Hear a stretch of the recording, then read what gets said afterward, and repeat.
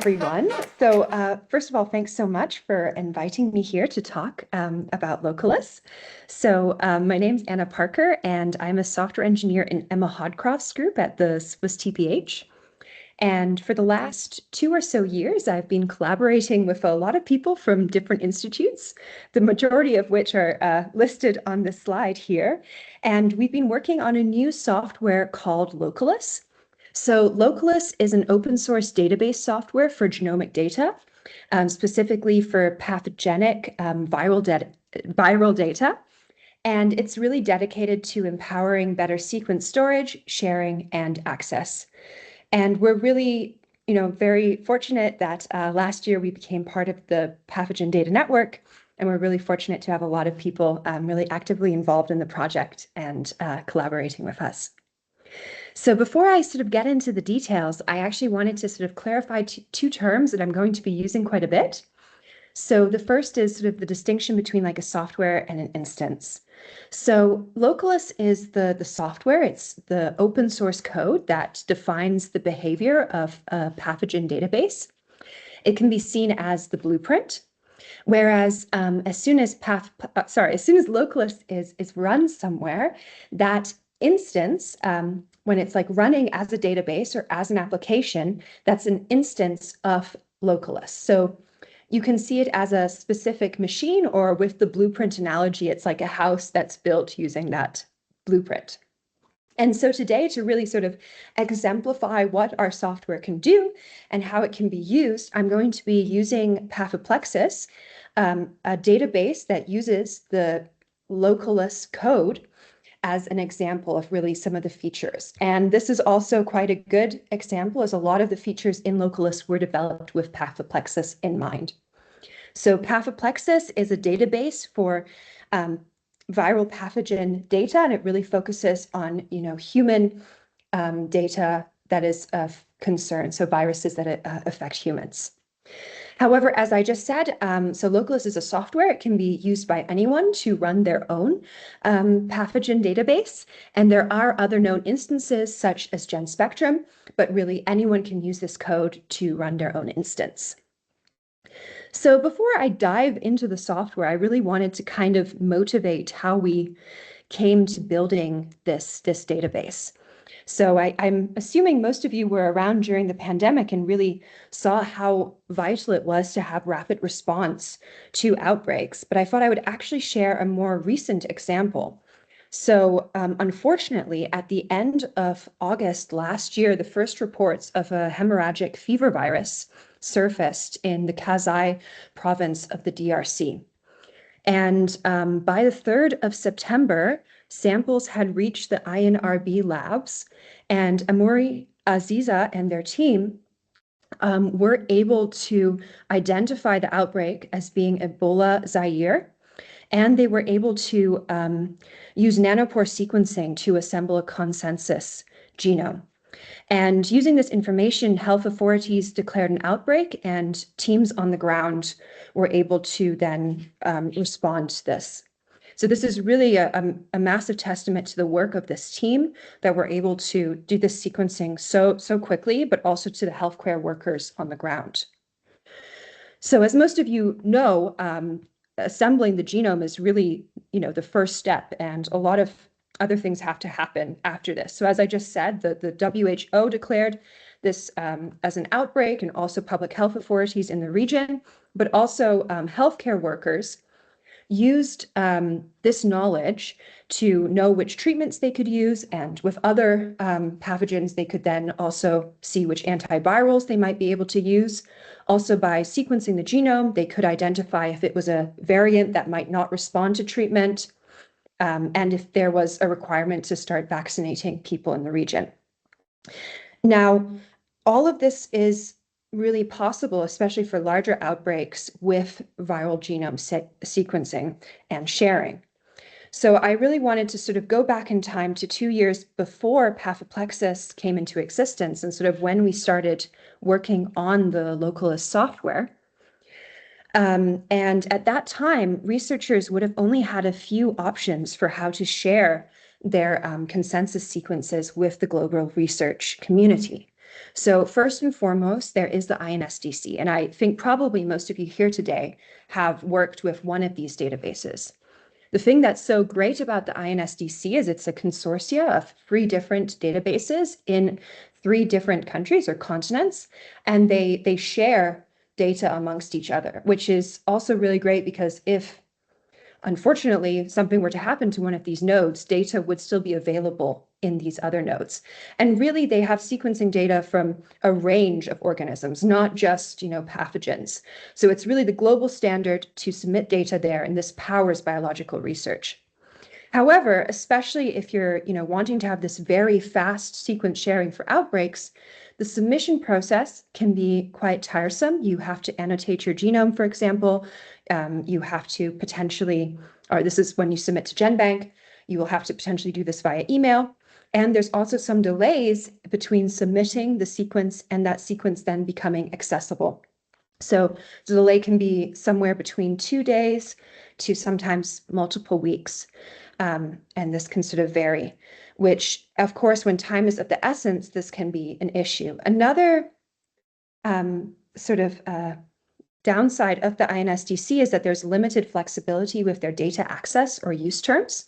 So when you submit data as open in the INSDC, everyone can access that data and everyone can use that data. And there's not an easy way to restrict the use, which can be unfortunate because as a researcher, sadly, it's not enough to sequence genomes. You often need to, if you identify a novel variant or a new outbreak, you would sort of almost need to write a paper about this. And therefore, researchers are somewhat stuck between a rock and a hard place, I would say, that they want to publish data quickly for public health response, but they also, in a way, want to wait until after their publication so that they don't lose grant money, which again can really increase the delay between data becoming known and becoming available to the broader research community.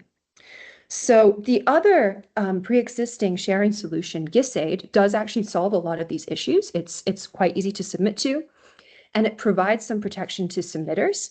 So in a way, you could say it's very easy to get data in. However, it has some other issues. So I would say what's the word? So opposite to the INSDC, it's one database. It's not spread across different nodes. And in recent years, it's come to light that they have rather opaque governance, and it's managed by one person. So if GISAID were to disappear, it's a bit unclear if this data could be recovered. Again, there's also differential levels of access. So if I was given access to GISAID influenza data, I might not be given access to COVID data as a researcher. And again, there's limited flexibility with data use terms. So data doesn't become open on GISAID and it cannot be redistributed. So this can also pose some issues. So this is really where the idea for Pathoplexus was born. So here, this is just our main page, and you can sort of see some of the pathogens that we support where you can submit data to us. And if you're interested, you can go to the pathoplexus.org website to take a look. So Pathoplexus really wants to solve a lot of these challenges. So I just want to sort of highlight, for starters, right in the bottom here, the transparent governance. We have an executive board and you can become a member, and we try to be very transparent about the decisions that are made. So if you're interested in that, you can go to our About page. We also really, it's very important for us that we make our software, and this sort of is where Localist comes in, that we make it as easy to use as possible. We want to really make submission very fast, very easy. We want users to be able to automate their submission process and also to be able to automate the retrieval of data. Some other things that are quite useful to note is that we don't want to be a separate database. We do sync our database with the INSDC. So once data is open on Localist, we will also submit it to the INSDC just to ensure it really cannot get lost. And this actually leads me to the data use terms. So to really tackle this issue with data use and there being less flexibility in these other databases, we came up with a model where we have 2 different levels of, or 2 different categories for data use terms. So one is open data, which is openly accessible and openly usable and gets immediately synced with the INSDC. The other level is the restricted use. So if you submit data as restricted use, it is accessible by everyone. However, the use is restricted. For example, you cannot publish a paper using that data without explicit approval of the submitters. Hopefully trying to prevent scooping, which is such an issue in academia. So these are the issues that Pathoplexis aims to solve. And really, this is how the idea for the localist software came into being. So before I go into the software, I just kind of wanted to sort of show that Pathoplexis is actually being used quite a lot recently. And we're just really, really fortunate that people have been using our tool. So since our launch, we have grown from supporting 5 different pathogens to 10, and we've had over 9,000 direct sequence submissions from 32 different groups. And this is also really, we're very happy about this because these are groups from a lot of different institutes, a lot of different countries, across different continents, and it's just really great to see that people have been entrusting their data with us. So some of the highlights for me when I was sort of compiling this, so in the year 2025, we actually received more direct MPOX submissions than the INSDC databases. And we also, although we only recently started supporting RSV-A and RSV-B, we've already received over 5,000 direct submissions from groups in 6 different continents. So that's also quite, yeah, it was very, we were very pleased when we saw this. And to sort of go back to this, this outbreak in the DRC, this sequence was then uploaded to Pathoplexis using our restricted use terms. So now I'm going to kind of jump into the localist software a little bit more. So as I mentioned before, localist is the software that is used to run databases such as Pathoplexis. One of our goals for the localist software was to make it as customizable as possible. So if you recall the screenshot that I showed of Pathoplexis, we support various different pathogens, and we really hope that you can add as many different pathogens as you want using this code. Additionally, we structured localist to have a component-based architecture. This means that different features of the code or different functionalities will be in a separate component that can be sort of mixed and matched. For example, we submit sequences to the INSDC via the ENA, and so we have a specific component called ENA deposition.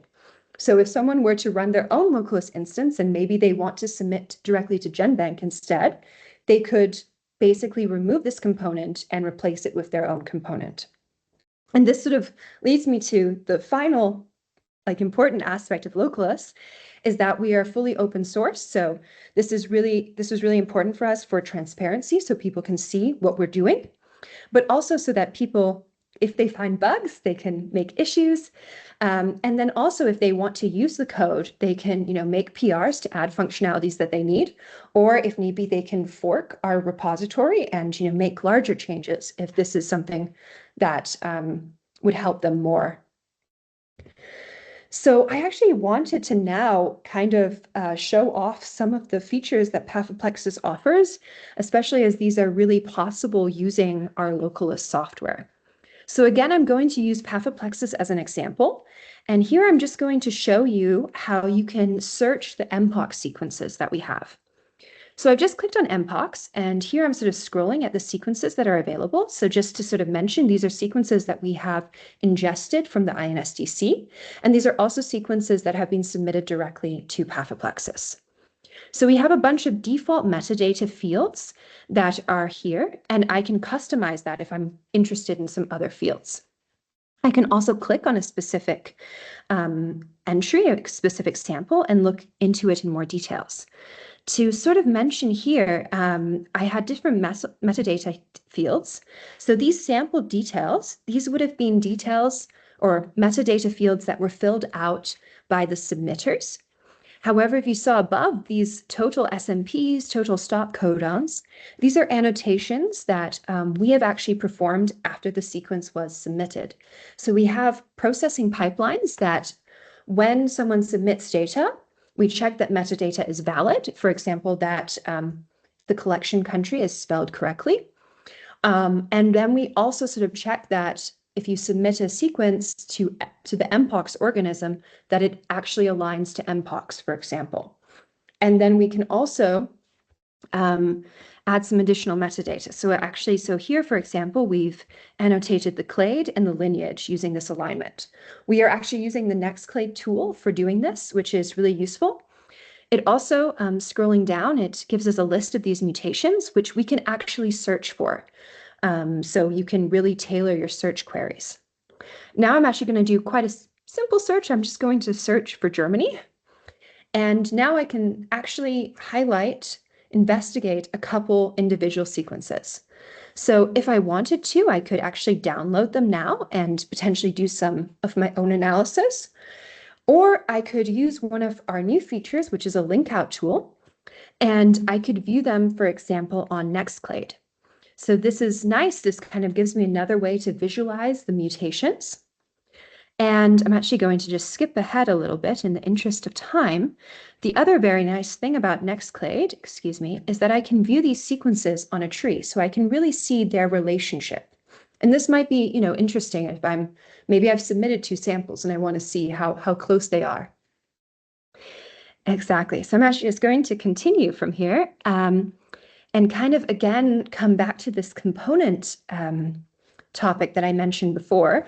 So as I said, we've decided to split Localus up into a bunch of these components. So different features of the code will be in their own component. And some of these components are pretty necessary to run a database. For example, we store the sequences in a Postgres database. And this is something that will be needed, but potentially you could run Localus with an SQL database. We also have this backend component, which really is like orchestrating data flow, and it's sort of like the brain.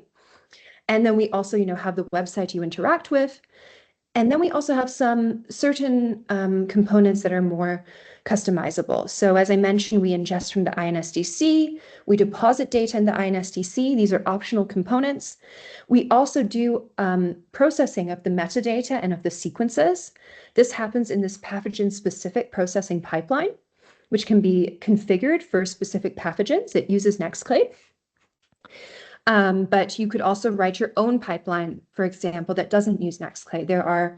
For certain pathogens, there are other tools, for example, that are more commonly used, and you would like to use the analysis from those pipelines. So I'm now actually going to sort of give a bit of an high-level overview of the things that we are trying to work on in 2026. So the first thing is something that we've really been working quite hard to get, and this is the file sharing opportunity. Oh, sorry, someone asked me a question. Okay, I don't think so. Okay, I'm just going to continue. So at the moment, we only support consensus sequence submission, and consensus sequences, especially for pathogens, viral pathogens, are relatively small files. However, we would like to also be able to support raw reads, which can be quite large. And for this, we had to really expand our software to also support large files. So this is sort of our next big feature that we would like to add, and we're still sort of working on some of the bioinformatics and still setting up this code a bit more. We would also like for users to be able to download files that we can generate from the sequence, such as EMBL flat files, GenBank files, GFF3 files, and this can really use the NextClade annotations from the NextClade pipeline that we already have. Another thing that I wanted to actually demo here today, because we've been working on this for quite a bit, is our support for multi-references. So just as a quick backstory, I briefly showed you how on mpox you could search for mutations with respect to a single reference. At the moment, Localus is built in a way that each organism has to have one reference. But this doesn't really make that much sense in biology, especially if you would have certain pathogens where you would want to align it to various references, or you'd have different subtypes where each subtype would have more of a standard reference that you'd like to align your sequences to. So we've been working on extending our functionality to allow to have multiple references. And this is, for example, using enterovirus, which especially in the Hodcroft group, we're very interested in. And for those of you maybe less familiar with enterovirus, there's a lot of different enteroviruses. So in the higher level, you have enterovirus A up into enterovirus J.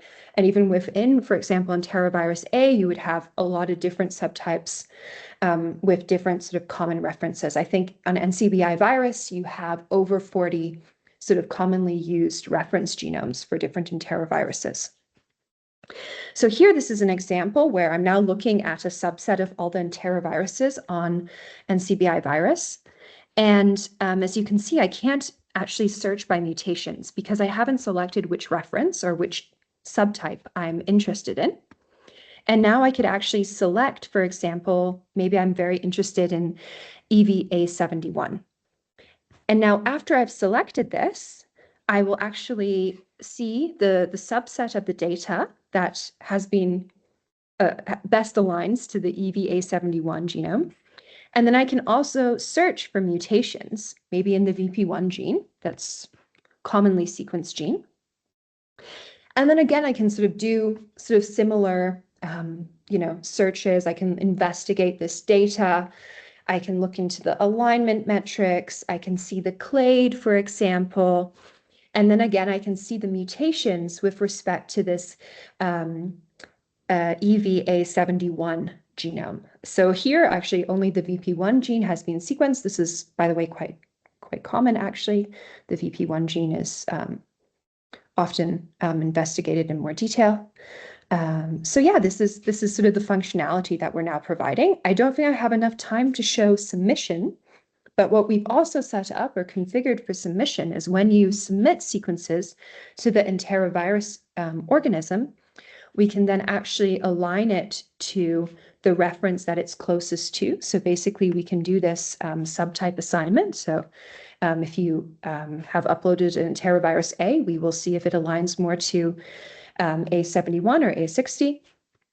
And then it will be sort of aligned to that specific reference, and you'll be able to search for mutations to that reference for that sequence. And this is really just so that you don't have to have a headache with annotating your sequence when you submit to us, and we sort of take care of that for you. So I think I'll then just go to the final thing that we're really trying to work on. Also, I'm sort of aware of time right now. And this is, we want to allow localists to be used by other people. So at the moment, we're still very actively developing localists, and it's still changing quite a bit. But we really want to sort of simplify the configuration language, because one of the selling points of localist is that you should be able to run it for any sort of viral pathogen. And we're still really working to make that easy to do. As part of this, we have like admin dashboards so that maintainers of the database have an easy way to sort of see the state of the database. And we want to sort of improve on that further so that it's easier for people to run their own database. And then also when it comes to group management, so this is something that will actually be important for pathoplexes as well, so that people can see the state of their group, but also that they can manage their groups better, which will decrease sort of work for database admins. So yeah, these are sort of the next main things that we're planning on focusing on for 2026. So I think I'm nearing the end. I hope I didn't go on for too long, but thank you very much for your attention. And if you have any questions, please let me know.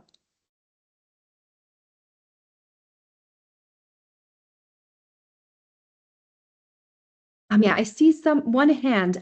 Guy, if you would like to, yeah. Yeah, hi. Hang on, just get my camera. Yeah, there you go. Yeah, thanks very much, Anna. That was a really interesting presentation, and things are developing quickly, it seems. So you paint an interesting ecosystem So just for people who don't know me, I'm Guy Cochrane from the European Bioinformatics Institute, involved in the European Nucleotide Archive, which is one of the INSDC databases. So it's an interesting ecosystem where you take some of the values of INSDC and you mix them with some of the values and the opportunities with Pathoplexus. And it's an interesting modular system. And I think there's a lot of potential in this, for particularly around that very early phase of sharing, where there are all sorts of concerns about, sharing too quickly. However, I was a bit surprised that you commented that the data submission module was optional. So maybe you'd like to say a little bit more about that. Oh, you mean so submitting the data on towards ENA? Yeah, you were talking about the modularity of the system from a technical perspective, but Yes, yeah, I think yes. you said that was optional. Yeah. Yes, exactly. So actually, if you were to run your own localus, you would sort of configure these components. So you could basically replace this INSDC deposition component. So for example, we don't actually run it on previews just because we don't want to get submissions on previews. So we have we only test it on some, but it's also sort of configured in a way that someone could write their own deposition pipeline. And we have heard from people, for example, that they need to submit directly to GenBank. So we're submitting to the ENA. Actually, I probably didn't mention that. It's probably good to know. So ENA actually, from our experience, has one of the easier submission platforms from the INSTC. But this is sort of something, if someone wanted to then extend this to maybe submit to GenBank, they could replace this component with something that would submit to GenBank if that would fit their needs better. Yeah.